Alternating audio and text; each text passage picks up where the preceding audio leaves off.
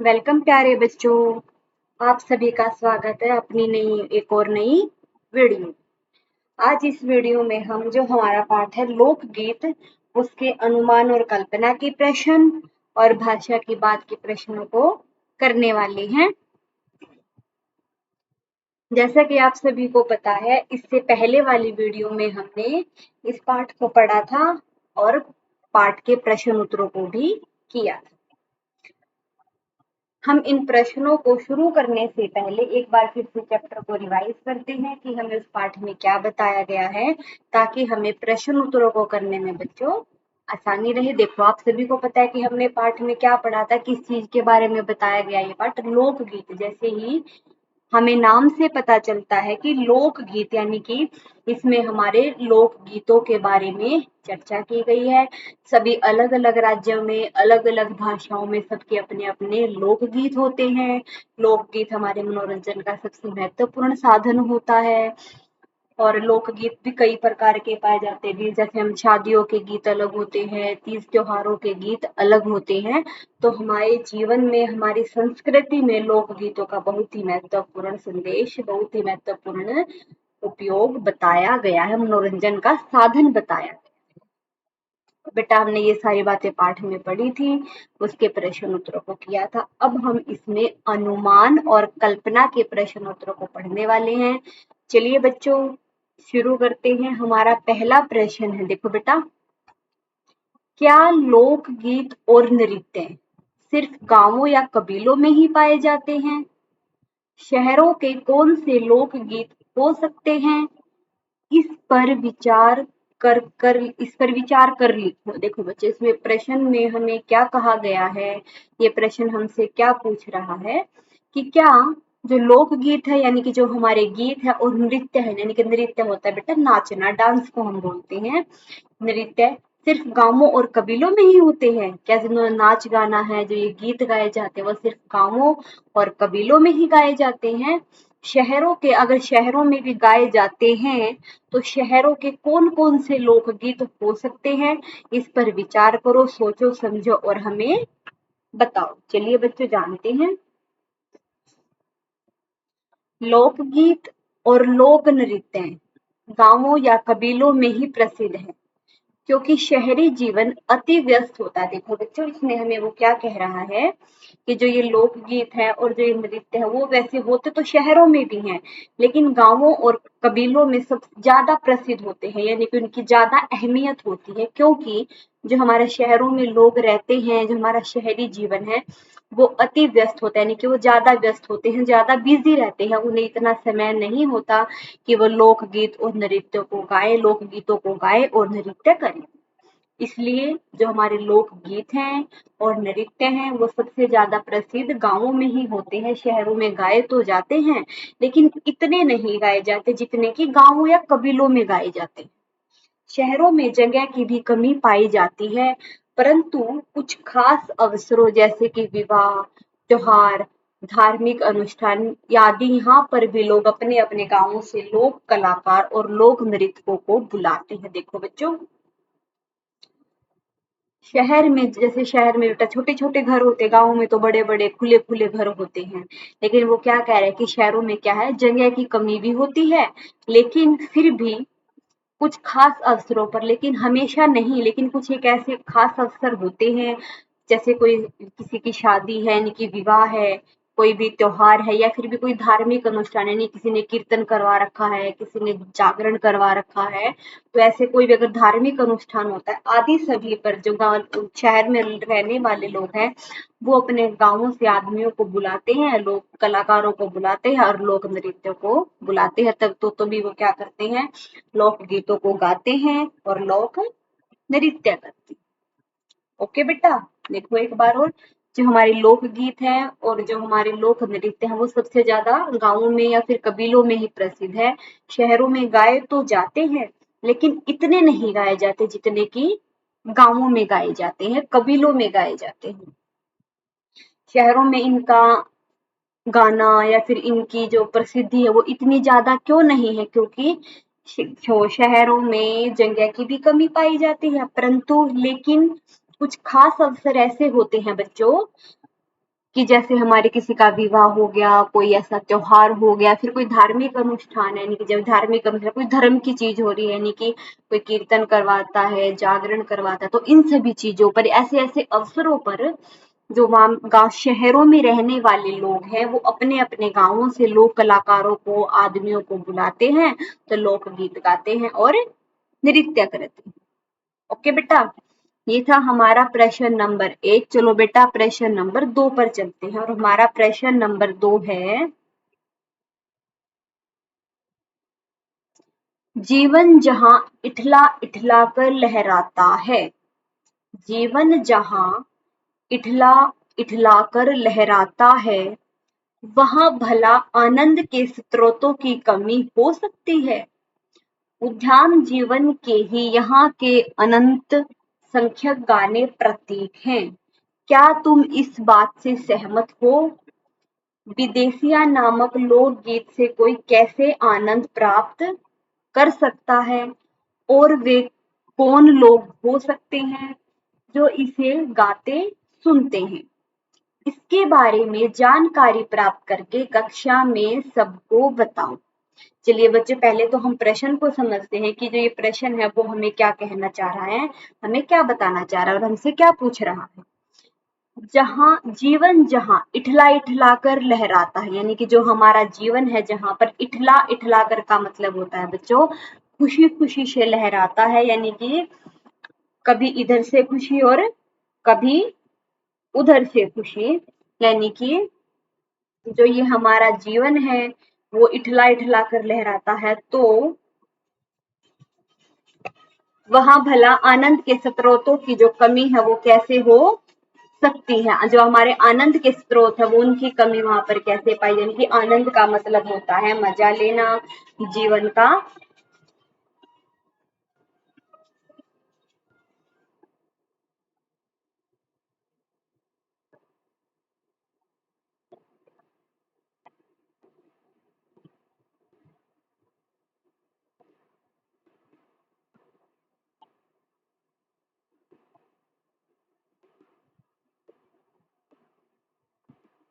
देखो बच्चों, वहां भला आनंद के स्रोतों की कमी कैसे हो सकती है। देखो, जहां जीवन हमारा इठला इठला कर लहराता है, एक मिनट सॉरी बच्चों, एक बार दोबारा शुरू करते हैं। जीवन जहां इठला इठला कर लहराता है, यानी कि जहां हमारा जीवन इठला इठला कर का मतलब है बच्चों मौज मस्ती करना। क्या है इठला कर का मतलब? मौज मस्ती करना, इतराना, मटक मटक कर चलना, नाच रखना करना, यानी कि जानबूझकर अनजान बनना, मौज मस्ती करना। ठीक है, इठलाकर का मतलब क्या होता है? मौज मस्ती करना। जहां हमारा जीवन इतनी मौज मस्ती करता है, एक दूसरे के साथ हंसी मजाक करता है, तो वहां भला यानी कि आनंद, यानी कि संतुष्टि, मजा आने के स्रोतों की कमी कैसे हो सकती है, यानी कि वहां हमें मजा आना बंद कैसे हो सकता है। उद्यान जीवन के ही वहां के अनंत संख्यक गाने प्रतीक, यानी कि जो हमारे जो अनंतम संख्यम, यानी कि अनंत का क्या मतलब होता है बेटा? जिसको हम गिन ना सके, अनकाउंटेबल को हम क्या बोलते हैं? अनंतक संख्यक, यानी कि बिना गिने हम गिन नहीं सकते, इतनी ज्यादा संख्याओं में, इतने ज्यादा में हमारे जो गाने हैं वो अलग अलग तरह के प्रतीक हैं। क्या तुम इस बात से सहमत हो? क्या तुम इस बात से सही हो? क्या तुम कह सकते हो कि ये बात सही है? विदेशिया, यानी कि जो विदेशिया का मतलब है सिर्फ दूसरे देशों के गीत, यानी कि विदेशों के गीत नामक लोकगीत से कोई कैसे आनंद प्राप्त कर सकता है, यानी कि जो विदेशों के गीत हैं, विदेशों के जो गाने हैं, गीत हैं, उनसे हमें आनंद प्राप्त कैसे हो सकता है, और कौन लोग वे हो सकते हैं, और ऐसे वे कौन से लोग हैं कि जो इन गानों को सुनते होंगे और जिन्हें आनंद मिलता होगा। इसके बारे में जानकारी प्राप्त करो और कक्षा में सबको बताओ। चलिए बच्चों जानते हैं। हाँ, मैं इस बात से सहमत हूँ, यानी कि जो ऊपर बात है कि जो हमारा जीवन इठला इठला कर लहराता है, भला आनंद के स्रोतों की कमी कैसे हो सकती है। क्या इस बात से सहमत है? तो हाँ, मैं इस बात से सहमत हूँ। लोकगीत गांवों की उन्मुक्त जीवनचर्या के ही प्रतीक है। जो हमारे लोकगीत हैं, जो हमारी जो दिन जीवनचर्या है, जो हमारे जीवन की चर्चा है, उनसे भी जुड़े हुए हमारे क्या है बच्चों? लोकगीत हैं। विदेशिया नामक लोकगीत से सहज ही आनंद प्राप्त किया जा सकता है। जो विदेशिया जो नामक गीत होते हैं उनसे सहज यानी कि बहुत ही सरल तरीके से, बहुत ही सहजता से आनंद प्राप्त यानी कि कम आनंद प्राप्त किया जा सकता है। इसमें रसिक प्रेमी प्रेमिकाओं और परदेशी प्रिय की बात रहती है। उसमें क्या होता है, तो प्रेमी प्रेमिकाओं के गाने होते हैं या फिर परदेशी प्रिय यानी कि दूसरे देशों के प्रिय की ही बात रहती है। उसमें अपने देश की तो कोई बातें होती ही नहीं। इसमें करुणा और वीर्य रस प्रभावित होते, इसमें करुणा का और वीर्य रस प्रभावित होते हैं। ये गीत सीधे हृदय को छूते हैं यानी कि दिल को छूते हैं और सुनने वालों को विशेष आनंद की अनुभूति प्राप्त करते हैं। भोजपुरी भाषाई क्षेत्र में इन्हें खूब गाया जाता है यानी कि जो भोजपुरी भाषा क्षेत्र है वहां पर इन्हें खूब गाया जाता है और सुना भी जाता है। ठीक है बच्चों, ये था हमारा प्रश्न नंबर 2 और इसी के साथ हमारे अनुमान और कल्पना के प्रश्न समाप्त होते हैं। अब हम चलते हैं भाषा की बात के प्रश्नों पर और भाषा की बात के प्रश्नों में हमारा पहला प्रश्न है, लोक शब्द में कुछ जोड़कर इतने शब्द तुम्हें सूझे उनकी सूची बनाओ। यानी कि लोक में हम क्या, जैसे कि लोक भाषा, लोक गीत, लोक संगीत, यानी कि जिस लोक के साथ हम कोई भी शब्द जोड़कर जो भी आपको समझ में आए, जितने भी शब्द आपको सूझे उन शब्दों को ध्यान से देखो और समझो और उनमें अर्थ की दृष्टि से क्या समानता, यानी कि जैसे कि लोक के साथ हम कोई दूसरा शब्द जोड़ देंगे तो उसका मतलब बदल जाएगा, लोक के साथ कोई और शब्द जोड़ देंगे उसका मतलब बदल जाएगा। तो वो कह रहा है कि आप लोक के साथ जो भी शब्द जोड़कर उससे कोई भी शब्द बनाते हैं तो आप उनके अर्थ को समझो और उनमें समानता बताओ कि इस अर्थ में और इस अर्थ में क्या फर्क है। इन शब्दों से वाक्य भी बनाओ, जैसे कि लोक कला, ऐसे ही हमें बहुत सारे शब्द जितने भी आप सोच सकते हैं उतने सारे शब्दों को सोचो और उनसे वाक्य बनाओ। देखो बच्चों, लोकप्रिय, लोक तो है ही, सभी में जोड़ना है हमें, लेकिन प्रिय का मतलब क्या है, जो हमें चीज प्रिय है, जो चीज हमें पसंद है, लोकप्रिय। मुंबई सिनेमा जगत से जुड़ी हस्तियों के लिए लोकप्रिय, यानी कि जो मुंबई है, जो सिनेमा जगत यानी कि जो फिल्मी स्टार्स हैं उनसे जुड़ी हुई हस्ती, यानी कि जो सारे भी स्टार्स है, फिल्मों में काम करने वाले लोग हैं, वो सारे कहाँ रहते हैं, मुंबई में रहते हैं। तो मुंबई इसलिए लोकप्रिय है, इसलिए प्रसिद्ध है क्योंकि वहां पे सिनेमा जगत से जुड़ी हस्तियां रहती हैं। अगला है बच्चों लोकमंच। क्या है, लोक मंच, यानी कि लोक मंच कलाकारों को अपनी कला दिखाने के लिए उपयुक्त माध्यम है। मंच का मतलब होता है स्टेज को हम मंच बोलते हैं। किसको मंच बोलते हैं, स्टेज, यानी कि जो हमारे लोक मंच है वो कलाकारों को अपनी कला दिखाने के लिए उपयुक्त माध्यम। यानी कि देखो देखो बच्चों, अब हम स्कूल में भी जाते हैं या फिर हम कहीं और जाते हैं, जिसे भी कोई अपनी बात कहनी होती है, जैसे हमारे प्रिंसिपल है, हमें सुबह कुछ बात बताते तो वो कहाँ जाकर हमें लेक्चर देंगे, स्टेज पर। क्लास में भी हमें टीचर बताती है तो लेक्चर स्टैंड पे हमें कुछ पढ़ाएगी। ऐसे ही हम कहीं बाहर जाते हैं, कोई भी नेता आते हैं, कुछ भी आते हैं, अगर वो हमें अपनी बात कहते हैं, हमें अपनी बात सुनाते हैं तो वो कहाँ पर खड़े होकर सुनाते हैं, स्टेज पर, यानी कि मंच पर।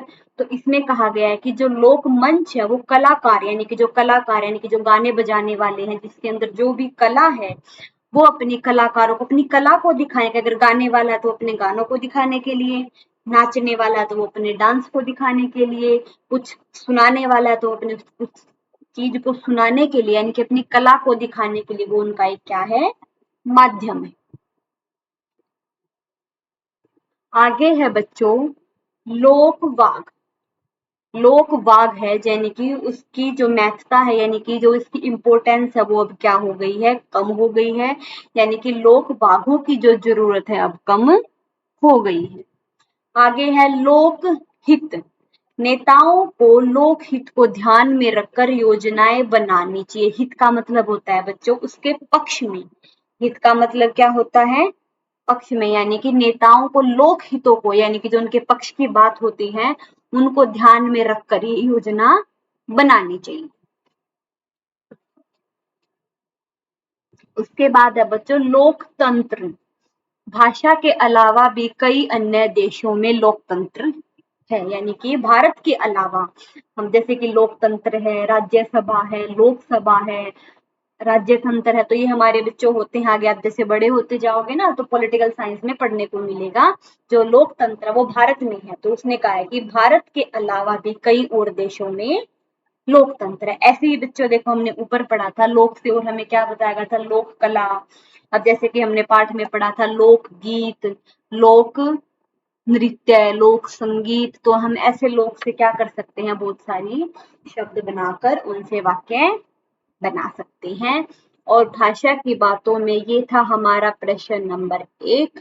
चलिए प्यारे बच्चों, अब चलते हैं हम प्रश्न नंबर 2 पर।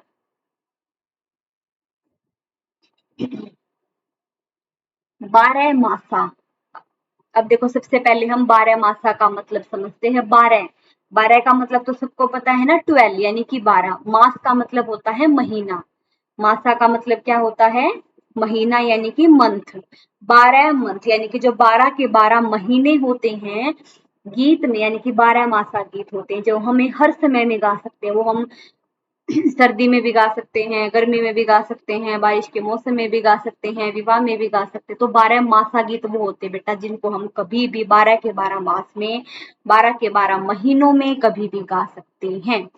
12 मासा गीत में साल के 12 महीनों का वर्णन होता है, यानी कि जो हमारे 12 मासा गीत है उसमें साल के 12 महीनों का वर्णन होता है। यानी कि साल में कितने महीने होते हैं, 12 महीने। नीचे विभिन्न अंकों से जुड़े कुछ शब्द दिए गए हैं, नीचे कुछ शब्द दिए गए हैं। एक तारा, सरपंच, चारपाई, सप्तऋषि, अठन्नी, तिराहा, दोपहर, छमाही, नवरात्र। छमाही, नवरात्र। देखो नीचे कुछ अंकों से जुड़े कुछ शब्द दिए गए हैं, इन्हें पढ़ो और अनुमान लगाओ, यानी कि इनको पढ़ो और आप सोचो, पता करो कि इनका अर्थ क्या है और वह अर्थ क्यों है, कि इनका अर्थ तो क्या है और इसका अर्थ वे क्यों रखा गया है। तो इस सूची में तुम अपने मन से सोचकर भी कुछ शब्द जोड़ सकते हो और उन्हें बता सकते हो। देखो चलिए जानते हैं। एक तारा, एक तारा, एक तार से बजने वाला वाघ।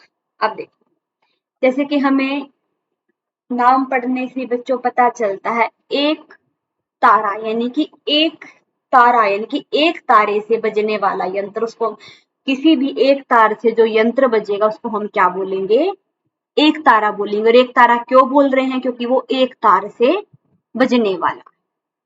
ठीक है बच्चों, जैसे कि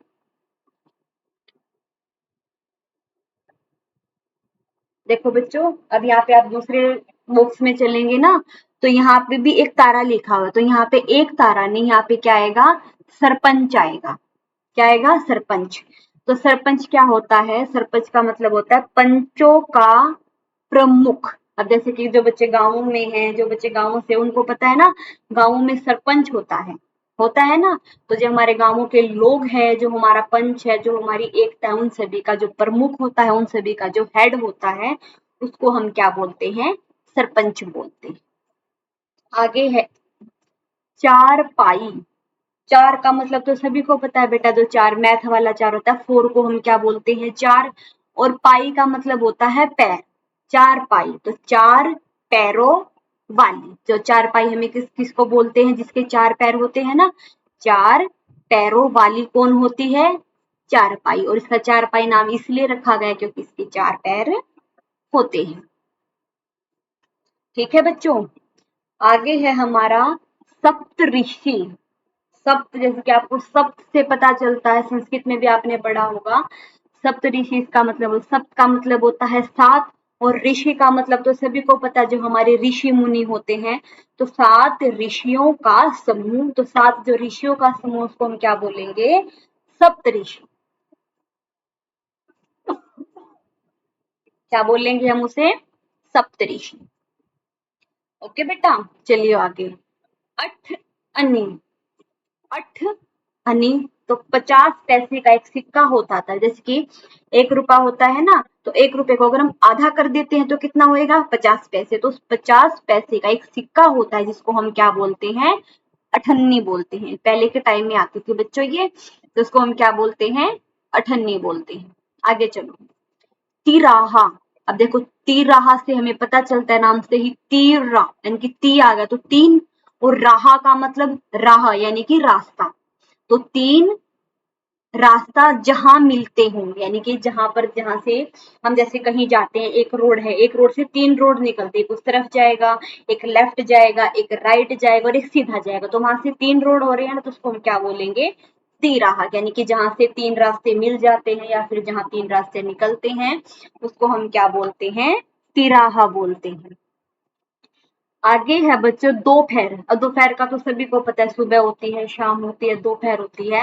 जब दिन के 2 पहर मिलते हैं, यानी कि सुबह और जो शाम के जो बीच का समय होता है ना, 2 पहर मिल रहे हैं, सुबह वाला खत्म हो रहा है और शाम वाला शुरू हो जाता है, यानी कि सुबह और शाम वाले के बीच का जो समय होता है उसको हम क्या बोलते हैं, दोपहर मिलते हैं, यानी कि 2 पहर मिल रहे हैं। दोपहर के साथ क्या मिल रहा है, एक तरफ तो सुबह होगी और एक तरफ क्या हो जाएगी, शाम हो जाएगी। तो उसके दोपहर के साथ क्या मिल गए, 2 पहर मिल गए, तो उसको हम क्या बोलेंगे, दोपहर। आगे है बच्चों नवरात्र। अब नवरात्र तो सभी को पता होता है, नवरात्रों के व्रत भी होते हैं, यानी कि उसमें क्या होती है, नव यानी कि 9, और रात्र का मतलब क्या होता है, रात। 9 रातों का समूह, यानी कि जब 9 रातों का समूह, उसको हम क्या बोलेंगे, नवरात्र। ठीक है बेटा, ये था हमारा प्रश्न नंबर 2। अब चलते हैं हम प्रश्न नंबर 3 पर, और ये हमारा आखिरी प्रश्न है। हाँ, आखिरी प्रश्न है बच्चों। देखो, को, में, से, ये आपको दिख रहे हैं ना बच्चों, को, में, से आदि वाक्य में संज्ञा का दूसरे शब्द के साथ संबंध दर्शाते हैं। यानी कि जो ये शब्द है बेटा, वो किसी भी वाक्य में संज्ञा का दूसरे शब्द के साथ, यानी कि इन 2 शब्दों को किसी भी हम 2 संख्याओं को जोड़ देते हैं, 2 शब्दों को जोड़ देते हैं इनके साथ। तो ये क्या करते हैं, जहां पर भी ये लगते हैं ना, वो किसी 2 शब्दों के उनके बीच में उनका संबंध बताते हैं। जैसे कि पिछले पाठ, झांसी की रानी, अब की था, झांसी अलग है और रानी अलग है, तो वो झांसी की रानी, अब वो झांसी की रानी एक बन गई ना, वो की वजह से क्या हो गया, की लगाने से क्या हो गया, झांसी तो अलग था, रानी तो कोई भी हो सकती है, झांसी एक शहर का नाम था। तो झांसी की रानी, तो की लगाने से क्या हो गया, इन 2 शब्दों में संबंध बन गया कि वो कहाँ की रानी है, झांसी की रानी। में तुमने का के बारे में जाना, यानी कि की के बारे में जान लिया है। नीचे मंजरी जोशी की पुस्तक, यानी कि जो मंजरी जोशी है बच्चों की पुस्तक, भारतीय संगीत की परंपरा, यानी कि मंजरी जोशी कौन है, वो हमारी लेखक है, और उसकी पुस्तक का नाम है भारतीय संगीत की परंपरा। भारतीय संगीत की परंपरा से भारत के एक लोक वाद्य का वर्णन दिया गया है, यानी कि जो हमारा लोक वाद्य उसके बारे में बताया गया है। इसे पढ़ो और रिक्त स्थानों में उचित शब्द लिखो। देखो बच्चों, ये किसने लिखा है, मंजरी जोशी ने, और किसकी पुस्तक में से है ये, भारतीय संगीत की परंपरा। इसमें से हमें एक ये पहरा दिया गया और उसमें कुछ रिक्त स्थान है, इनको हमें क्या करना है, भरना है। तुरही भारत के कई प्रांतों में प्रचलित है, यानी कि तुरही है बेटा, जो भारत के जो कई प्रांत में उनमें प्रसिद्ध है, उनमें फेमस है, प्रचलित है। यह दिखने में क्या आ जाएगा, यहाँ पे दिखने में अंग्रेजी के एस या सी अक्षर की तरह होती। देखो बच्चों, यह दिखने में जो अंग्रेजी का अक्षर होता है ना, एस या फिर सी, जो एस और सी अक्षर होता है ना, उसकी शेप जैसे दिखाई देती है। ठीक है, भारत के विभिन्न प्रांतों में, यानी कि यहाँ पर क्या आ जाएगा बच्चों, के आ जाएगा। भारत के विभिन्न प्रांतों में, यानी कि भारत के अलग अलग प्रांतों में पीतल या फिर कांसे से बना, क्या आ जाएगा यहाँ पे, से, पीतल या फिर कांसे से बना यह वाघ अलग अलग नामों से जाना जाता है, अलग अलग नामों से जाना जाता है। कि जो बच्चों देखो, भारत के अलग अलग प्रांतों में जो या तो फिर पीतल के बने होते हैं या फिर कांसे के बने होते हैं, किसी एक मेटल का नाम है बच्चे, पीतल के और कांसे के बर्तन भी होते हैं। आपने अपने घरों में देखा भी होगा, किसी के घर में पाए होंगे। पीतल की थाली होती है, और कांसे की लोटा होता है, कटोरी भी होती है, गिलास भी होते हैं, जो येलो येलो कलर के सोने जैसे दिखाई देते हैं। तो कैसे होते हैं? पीतल के या फिर कांसे के। जो हमारा वाघ यंत्र है, जो हमारा वाघ है, वो फिर या पीतल या फिर कांसे से अलग अलग नामों से जाना जाता है। आगे है बच्चों, धातु की नली को घुमाकर, यानी कि जो धातु, उसके ऊपर एक नली लगी होती है, एक पाइप सी लगी होती है, नली को घुमाकर एस का आकार इस तरह दिया जाता है, यानी कि जो एस के आकार जैसा दिया जाता है, एस के आकार जैसा बताया जाता है। उसका एक सिरा संकरा रहे और दूसरा सिरा घंटी नुमा चौड़ा रहे। जो एक सिरा है वो तो बिल्कुल पतला सा होता है, और जो बच्चों उसका दूसरा सिरा है वो घंटी की, जैसे कि मंदिर की घंटी होती है ना, उसकी तरह चौड़ा चौड़ा सा दिखाई देता है। फूंक मारने पर, यहाँ पे क्या आ जाएगा? पर। फूंक मारने पर एक छोटी नली अलग से जोड़ी जाती है, यानी कि उसमें फूंक मारकर उसके ऊपर एक जो छोटी नली है उसको हम क्या करते हैं? अलग से जोड़ देते हैं। राजस्थान में इसे बुर्ग कहते हैं, यानी कि राजस्थान में उसको क्या कहते हैं? बुर्ग कहते हैं। उत्तर प्रदेश में यह तुरी, मध्य प्रदेश में और गुजरात में रणसिंघा और हिमाचल प्रदेश में नरसिंघा के नाम से जानी जाती है। देखो बच्चों, राजस्थान में तो इसे क्या कहते हैं? बुर्ग कहते हैं, और उत्तर प्रदेश में इसे तुरी कहते हैं, और मध्य प्रदेश और गुजरात में इसे रणसिंघा कहते हैं, और हिमाचल प्रदेश में नरसिंघा। मध्य प्रदेश और गुजरात में तो रणसिंघा और हिमाचल प्रदेश में नरसिंघा के नाम से जानी जाती है, यानी कि अलग अलग राज्यों में इनके अलग अलग नाम भी पाए जाते हैं। राजस्थान और गुजरात में इसे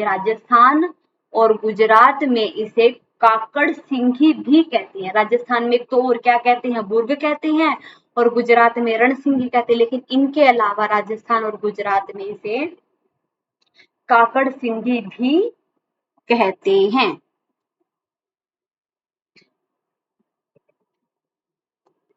ठीक है बच्चों, ये थे हमारे भाषा की बात के प्रश्न। अब आगे करते हैं भारत के मानचित्र के प्रश्न। भारत के नक्शे में, यानी कि जो भारत का बेटा मैप होता है, नक्शा होता है, पाठ में चर्चित राज्यों के लोकगीत और नृत्य को दिखाओ, यानी कि किस राज्य में कौन सा लोकगीत और नृत्य प्रसिद्ध है, उन सभी के बारे में हमें बताना है। चलिए बच्चों जानते हैं। सबसे पहले आता है हमारा बुंदेलखंड। बुंदेलखंड का सबसे लोकप्रिय गीत कौन सा है? आल्हा। कौन सा? आल्हा। और इसमें नृत्य कौन सा है?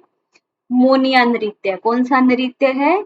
मोनिया नृत्य। अब देखो राज्य कौन सा है? बिहार। अब आगे कौन सा राज्य आ जाता है बच्चों? बिहार। बिहार का लोकगीत कौन सा है? कजरी विदेशिया, कजरी विदेशिया, चेता, सावन। ये तो हमारे क्या हो गए? गीत हो गए। और नृत्य कौन सा है? जट जटिन। कौन सा है? जट जटिन। ये थे हमारे बिहार के। अब आगे है पंजाब। पंजाब का गीत कौन सा है? माहिया। कौन से गीत गाए जाते हैं? माहिया। और नृत्य क्या है?